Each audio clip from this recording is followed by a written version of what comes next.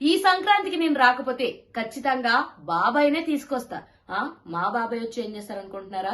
ఇది నా మాట కాదండి, ఇది మన గేమ్ చేంజర్ రామ్ చరణ్ గారి మాట.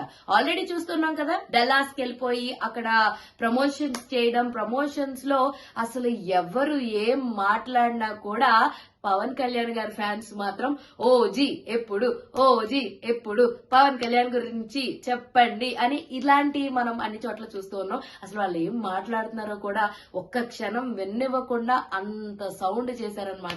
ఇది తమన్ గారికి తప్పలేదు, మన రామ్ చరణ్ గారికి తప్పలేదు. సో రామ్ చరణ్ గారు మాట్లాడుతూ ఒకవేళ గేమ్ చేంజర్ గనక లేట్ అయి ఉన్నా ఇంకేమై ఉన్నా ఖచ్చితంగా బాబాయ్ ఓజీ సినిమాని నేను సంక్రాంతికి తీసుకొచ్చేవాడిని, పట్టుపట్టాన తీసుకొచ్చేవాడిని.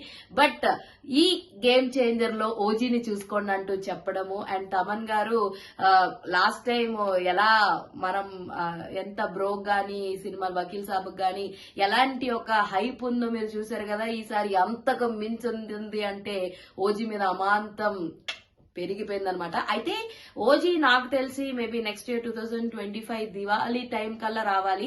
ఒకవేళ అప్పుడు గనక మిస్ అయితే గనక 2026 సంక్రాంతి బరిలోకి అయితే ఖచ్చితంగా దిగుద్ది. And NTR and Neel combination లో మంచి పోటాపోటీ ఉండొచ్చు అని మనం పోటాపోటీని చూడొచ్చు ఒకవేళ 2026 కనుక వస్తే.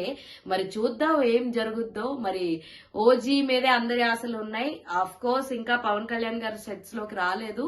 అయితే ఆయన రాకుండా మిగతా పార్ట్స్ ఏదైతే ఉన్నాయో అవన్నీ కూడా షూటింగ్స్ జరుగుతూ ఉన్నాయి. అండ్ దానికి సంబంధించిన సాంగ్ షూట్ గానీ మిగతా వాళ్ళ జరుగుతూ ఉన్నాయి. అండ్ అది కాకుండా హరిహర వీరమల్లు సినిమా కూడా ఉంది.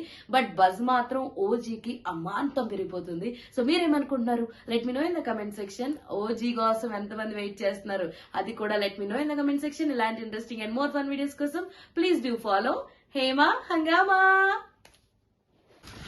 all videos కోసం హేమా అమ్మకి సబ్స్క్రైబ్ చేసుకోండి ప్లీజ్ సబ్స్క్రైబ్ చేసుకోండి.